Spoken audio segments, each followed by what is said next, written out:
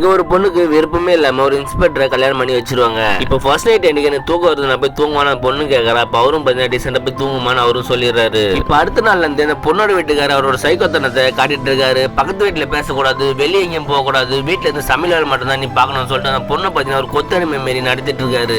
இப்போ ஒரு நாள் பொண்ணோட வீட்டுக்காரர் பார்த்தீங்கன்னா பொண்ணு மார்க்கெட்டுக்கு போய் காய்கறி வாங்கிட்டு வான்னு அந்த பொண்ணு அனுப்பி வச்சிடறாரு. இப்ப அந்த பொண்ணு வெளியே மார்க்கெட்டுக்கு போனது அந்த பொண்ணோட வீட்டுக்காரர் அவளோட சூட்கேஸை பயங்கரமா ஆராய ஆரம்பிக்கிறாரு. இப்ப இந்த பொண்ணு கல்யாணத்துக்கு முன்னாடி ஒருத்தனை உயிருக்கு உயிரா லவ் பண்ணிருப்பா. அப்ப அவனோட போட்டோவை அப்படி தேடி கண்டுபிடிச்சு எடுத்துருவாரு.